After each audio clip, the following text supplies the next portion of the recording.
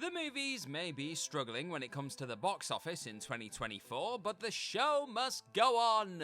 And there have been plenty of exciting sequels announced over the last couple of months. Whether it's a studio striking while the iron is hot off the back of a recently released outing, or returning to a story from decades ago. I am Gareth, this is What Culture, and here are 10 movie sequels just announced. Number 10, Five Nights at Freddy's 2. Recent years have seen the supposed video game movie curse become less and less relevant. Though it used to be that any adaptation of a video game would fail spectacularly, the likes of The Last of Us, Fallout, and even Detective Pikachu have done their part of disproving the theory. Man, I love that little guy. Five Nights at Freddy's continued this trend in 2023, as it ultimately became Blumhouse's highest ever grossing movie with a reported worldwide intake of $297 million. This is incredibly impressive when you think of some of the iconic films the company has produced over the years. See Paranormal Activity, Get Out, Halloween, and so many more. Confirmation came in April that Five Nights at Freddy's would in fact be receiving a sequel, with a view for an autumn 2025 release. This would be a nice quick turnaround considering the first outing was only released in October 2023, capitalizing on its success as quickly as possible. It was also reported last year that Matthew Lillard had signed on for a 3-picture deal, of which the second is now currently in production. Whether or not a trilogy does ultimately come of it depends on the sequel's success, of course, but given the first was such a hit, it would be safe to assume it'll probably happen, right? And while we're talking about Blumhouse movies, I want to know what's your favourite Blumhouse movie ever? Was it Five Nights at Freddy's or something else? You let me know in the comment section down below. Number 9, Downton Abbey 3. There's a phrase in British entertainment that is to break America.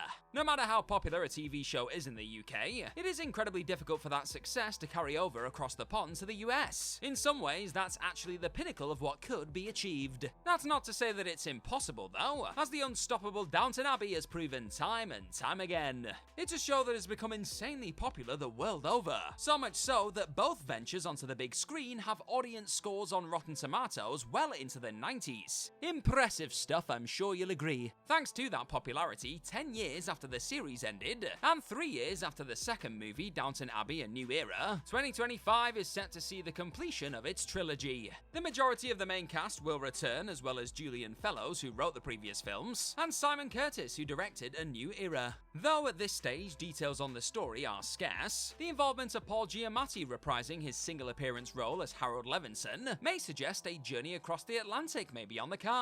I mean, the previous movie took to the south of France, so why not a little further afield this time, eh? Number 8, Red, White and Royal Blue 2. There is undeniably a lack of originality within the movie industry right now, with genuinely fresh ideas few and far between, sadly. If a new release isn't a sequel, a prequel, a spin-off, or based on a comic book, then chances are it is being adapted from a novel. Now that's not necessarily a bad thing. Even Christopher Nolan's Oppenheimer was based on a book after all, and just look how well that was received. RDJ finally got an Oscar too. If there's a good story there, then why not bring it to the big screen? This was the case with Casey McQuiston's Red, White and Royal Blue, a young adult novel whose rights were acquired by Amazon Studios. The film, which told the story of the US president's son falling in love with a British prince, did very well on the streaming platform. Reportedly, it became one of Amazon's top 3 most watched romantic comedies of all time, and the company even accredited a surge in subscriptions to its release. Even though there has been no sequel on the page, at least not yet, Red, White and Royal Blue's huge success means that there will be a second story told on screen, with leads Taylor Zakhar Perez and Nicholas Galitzine set to reprise their roles as Alex and Prince Henry respectively. Number 7, The Super Mario Bros. Movie 2. Some movie announcements can come out of nowhere and take you completely by surprise. Take, for example, the trailer for number 10, Cloverfield Lane. That came completely out of nowhere and was a shock to everybody. Then there are those that are on completely the other end of the spectrum. It's another surprise. These are the films that you'd be surprised if there wasn't a second outing to follow, one of them being the Super Mario Bros. Movie. Nintendo's second cinematic take on the mega gaming franchise after a disastrous effort in 1993 starring Bob Hoskins and John Leguizamo, raked in over $1.3 billion in 2023, making a sequel all but guaranteed.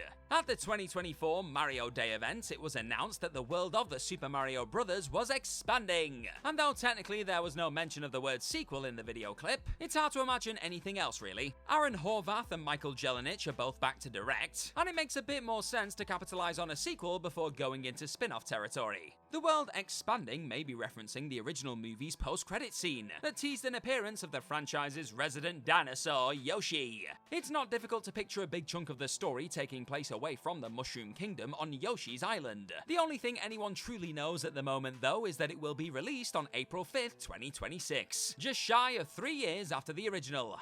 Number 6, Scary Movie 6.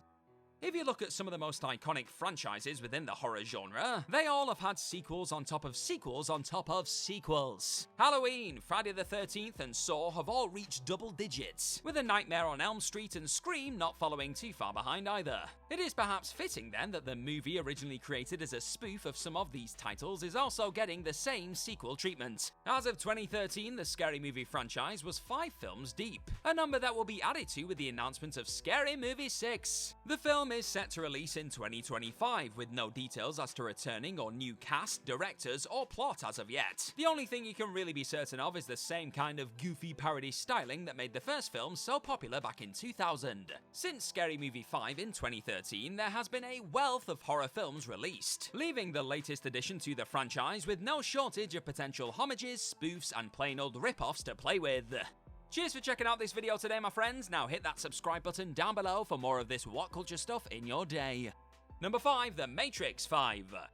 As typically befits a film with the popularity and influence of The Matrix, the Keanu Reeves-led movie saw 2 sequels in 2003, before a gap of almost 2 decades and the return of the franchise in 2021. As far as legacy sequels go, however, Matrix Resurrections struggled a bit. Both critically and commercially, the 4th in the series fell below expectations, and for most, this would spell certain doom. However, The Matrix would appear to be an exception to this, as a 5th outing has recently been confirmed with some key changes. Any casting announcements are yet to be made, so there's currently no telling which, if any, of the previously established characters will be returning. But one thing that is for certain is a change in the director's chair for the first time in Matrix history. While the first 3 outings were helmed by the Wachowskis, and the 4th by Lana Wachowski alone, it will be Drew Goddard taking the reins this time, potentially signaling a fresh direction for the series. We'll have to wait and see, I guess.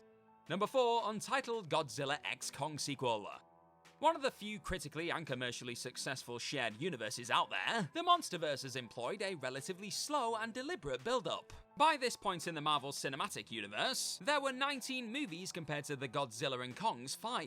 However, Legendary wasted no time in announcing the next installment after Godzilla x Kong: The New Empire. The 5th chapter in the shared universe was released earlier this year, and it took less than 2 months before an as-of-yet untitled sequel was announced, set to be written by Dave Callaham, co-writer of the likes of Shang-Chi and the Legend of the Ten Rings, and Spider-Man Across the Spider-Verse, 2 of the better comic book outings released in recent years.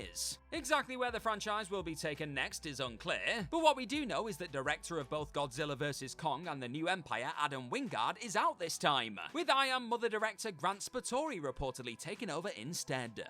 Number 3, Roadhouse 2. The movie industry can often be something of a contradiction.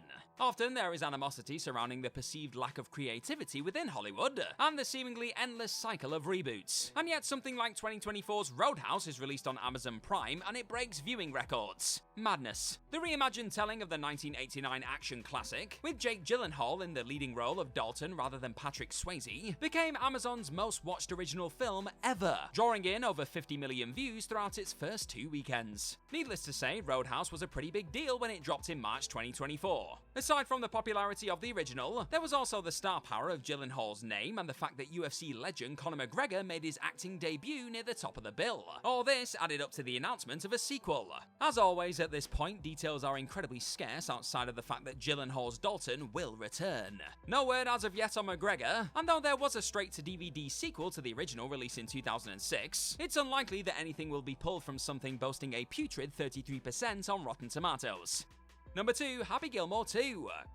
Adam Sandler has built a career over the last few decades that few others would be able to boast. He is one of the most recognizable names in comedy, but he has also shown that he can step outside his typical comfort zone and put in a damn good dramatic performance as well. However, even to this day, one of his best films is still Happy Gilmore. The ludicrous story of a hockey player, Sandler's titular character, taking the world of golf by storm with his unorthodox grip on the club, is heartwarming, hilarious, and as of very recently confirmed to be the subject of a sequel. Though it seemed as though Gilmore had happily hung up his clubs, with his grandma's debts paid and the fact he never really liked the sport in the first place, there are countless ways to bring him back. Happy Gilmore also benefited from a truly detestable villain in the cocky and arrogant Shooter McGavin. Actor Christopher McDonald to this day still loves that character and has on numerous occasions reprised the role for videos on social media, so it's hard to imagine him turning down the opportunity to return too. Of course, there's no guarantee he would even be a part of the story anyway, but surely a cameo appearance at the very least is in order, right? It just makes sense. Number 1, Wake Up Dead Man, a Knives Out mystery.